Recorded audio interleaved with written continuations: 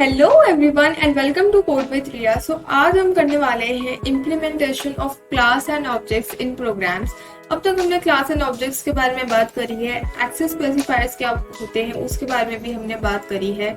Also हमने nesting of member function which is also very important topic, उसके बारे में भी हम बात कर चुके हैं। अब आज की बेसिकली हमारी एक प्रैक्टिस क्लास होने वाली है, वरना अगर हम थ्योरी करते रहेंगे और क्वेश्चन प्रैक्टिस नहीं करेंगे तो हमारे कॉन्सेप्ट्स कहीं ना कहीं वीक रह जाएंगे। सो क्लास एंड ऑब्जेक्ट्स का मैं क्विक ब्रश अप करवा देती हूँ आपको। बहुत ही क्विक होगा ये, 2 मिनट के अंदर पूरा wrap up. Class is a user defined data type which consist of data members and member function. Data members को आप वेरिएबल्स कहते हो, मेंबर फंक्शंस को आप बेसिकली फंक्शंस होते हैं। मेंबर फंक्शंस को आप दो तरीकों से डिफाइन कर सकते हो, आइदर इनसाइड द क्लास और आउटसाइड द क्लास।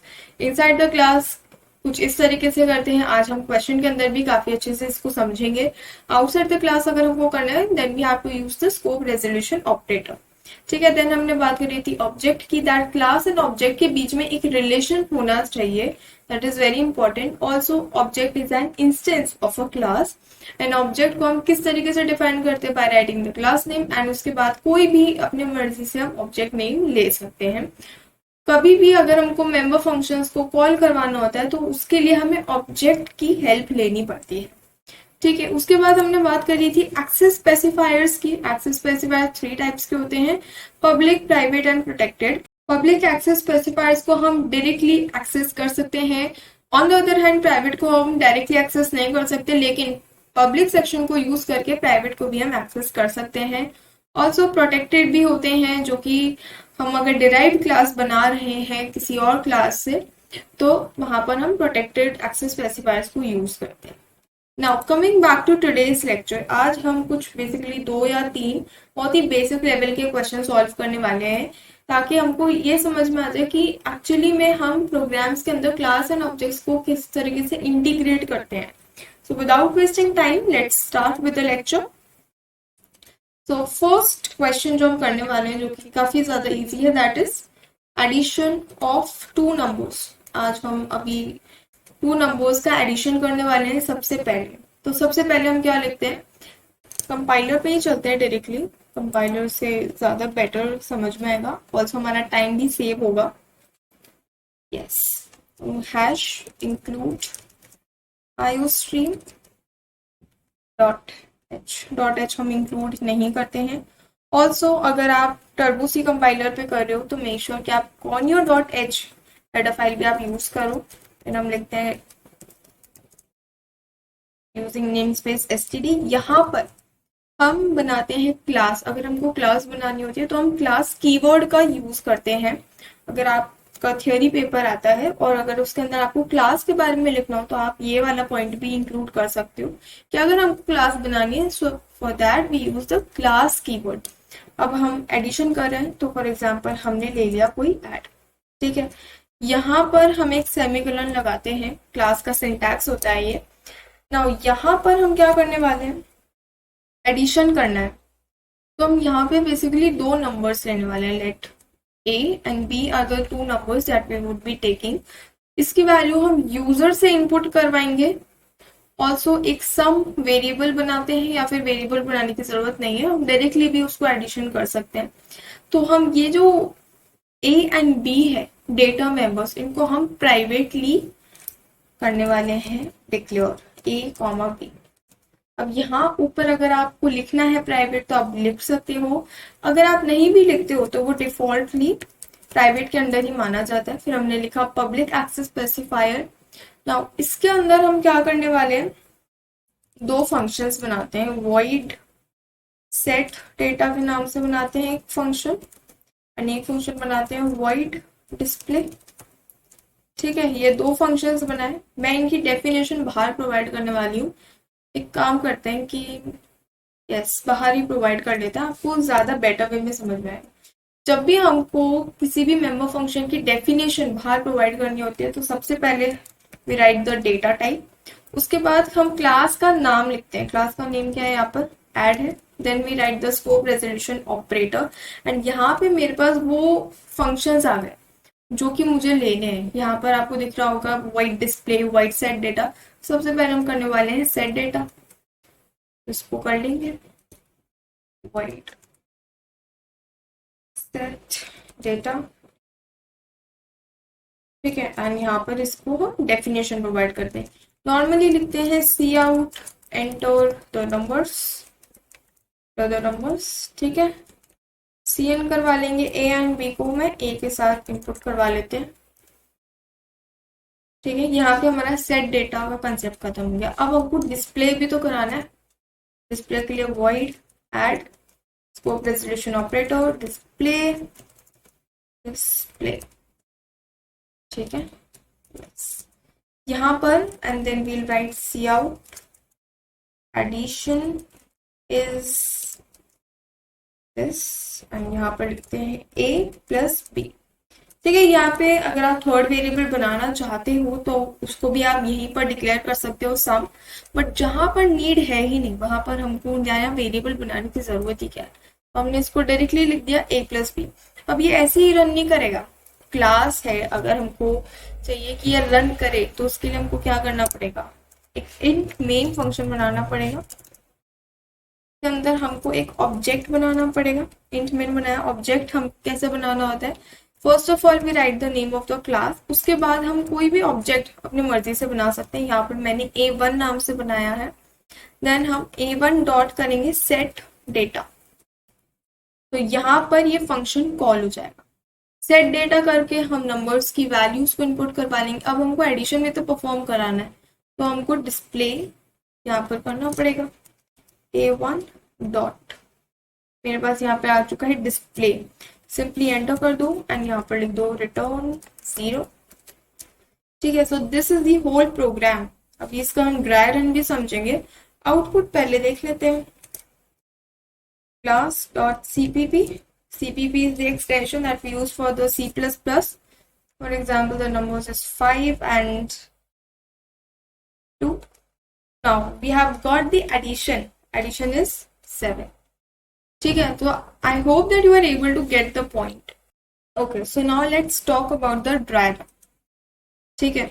सबसे पहले हमने यहाँ पे बनाई क्लास एडिशन के नाम से, ऐड ले लेते हैं। यहाँ पे हमने दो डेटा मेंबर्स को हमने डिक्लेयर किया है a and b in the private section. अगर आप नहीं भी लिखते हो तो वो बाय डिफॉल्ट प्राइवेट के अंदर ही माना जाता है। यहाँ पे हमने दो मेंबर फंक्शंस पब्लिक के अंदर बनाए, that is void set data and void display।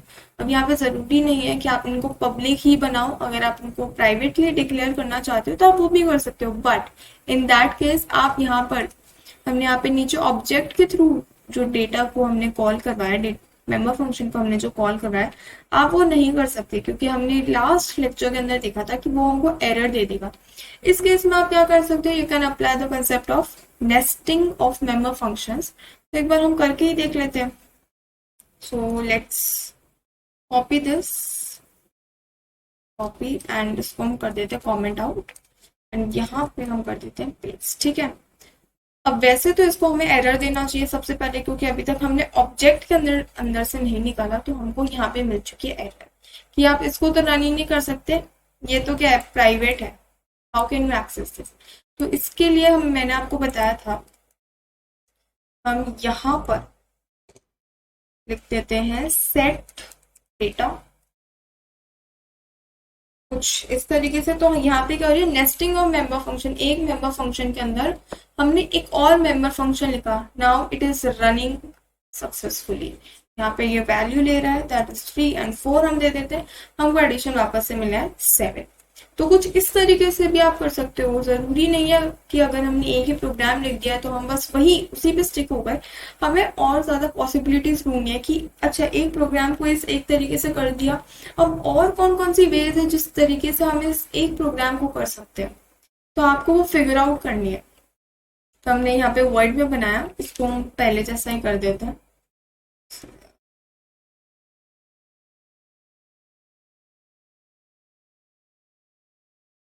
ठीक है, देन यहाँ पे आ जाओ इंट मेन पे। यहाँ पर हमने बनाया eight a1, a1 is the object. अब जो भी इंफॉर्मेशन है, जो भी कंटेंट्स है जो कि क्लास के अंदर ऑलरेडी बने हुए हैं, वो हमारे ऑब्जेक्ट के अंदर भी बन जाते हैं। तो यहाँ पर हम बोल सकते हैं कि a1 के अंदर मेरे पास 4 चीज होंगी, एक तो दो डेटा मेंबर्स होंगे, that is A and B, और क्या होगा, एक तो होगा मेरे पास set data member function and एक होगा डिस्प्ले।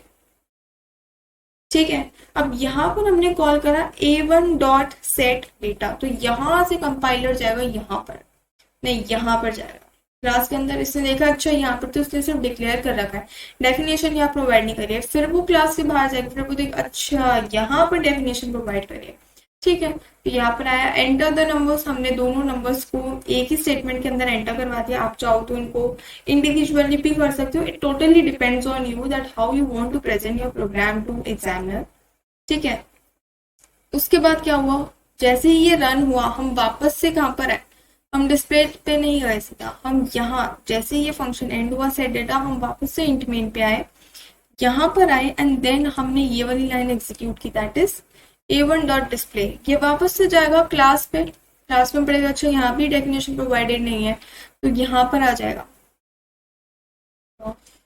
यस, तो ये यहाँ पर आ जाएगा एंड देन यहाँ पे इसने क्या पढ़ा, that addition is a plus b, तो यहाँ पर इसको एग्जीक्यूट कर देगा एंड हमारे पास आंसर आ जाएगा। देन यहाँ से अगेन ये यहाँ पर आएगा and it will read return 0, that means the program is over, the program has terminated successfully।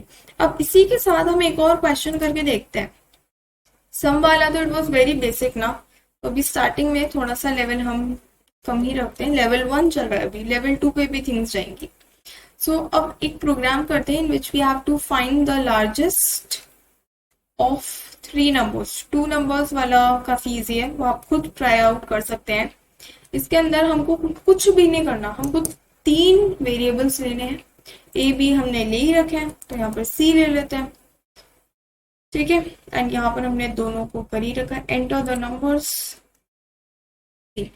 अब यहाँ पर मैं एक और फंक्शन बनाना चाहूंगी, that is void put data, नहीं गेट डेटा बनाते हैं, बहुत अच्छा लग रहा है। यहाँ पे हमने ये कर दिया, देन यहाँ पे I write void add get data and यहाँ पर हम बेसिकली क्या करने वाले हैं, कंडीशन लिखने वाले हैं, क्योंकि जब भी हमको लार्जेस्ट चेक करना है आउट ऑफ 3 नंबर्स, तो हम यहाँ पे कंडीशन लगाते हैं, लिखेंगे इफ लिखेंगे, एल्स इफ लिखेंगे, या फिर एल्स इफ लिखते हैं, एल्स इफ लिखेंगे एंड थर्ड में हम क्या लिखते हैं, एल्स पार्ट लिखते हैं। सो लेट्स राइट डाउन, सबसे पहले लिखते हैं if a is greater then b, इसको हम ऐसे लिखते हैं a is greater then b and यहाँ पर एंड ऑपरेटर यहाँ पे यूज करा है मैंने, a is greater than c, तो फिर क्या होना चाहिए, c आउट कर दो at a, then we write else if, and यहाँ पे कंडीशन में हम क्या लिखेंगे, that b is either greater than a, b is greater than c। ठीक है, एंड देन यहाँ पे क्या करेंगे, c आउट के अंदर that b is greater, b is greater,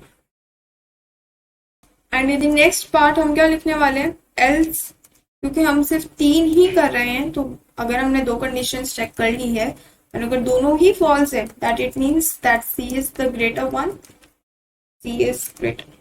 normally हम गेट डेटा को करवा देते हैं। अब अगर आपको डिस्प्ले फंक्शन रखना है तो आप रख सकते हो, अगर आपको नहीं रखना है तो आप मत रखो, it is just up to you. So for example I enter 4, 6 and 1, तो यहाँ पर मेरे पास आ गया that b is greater, that is this is greater.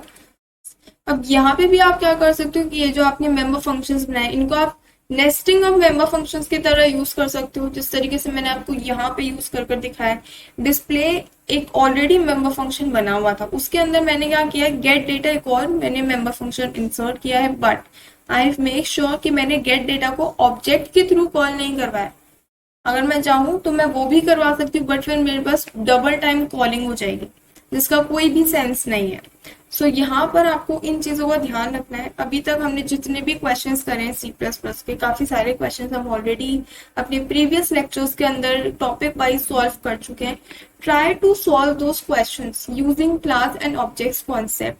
यहाँ पे आपको कुछ भी नहीं करना, 2 या 3 आपको मेंबर फंक्शंस बनाने, उसी के अंदर आपको अपना पूरा लॉजिक डिफाइन करना है।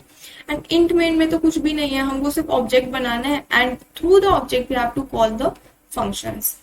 तो यहाँ पर मैं आपको आज कुछ होमवर्क क्वेश्चंस देना चाहूंगी ताकि आप खुद से कर देखो, क्योंकि जब तक आप खुद से कर नहीं देखोगे आपकी प्रैक्टिस नहीं होगी। सो फर्स्ट ऑफ ऑल तो आपको क्या करना है, have to find the smallest of 3 numbers. काफी इजी है, ये तो कुछ है ही नहीं, have to just change the sign. और आप क्या कर सकते हो, you have to find whether a number, write a program to check whether a number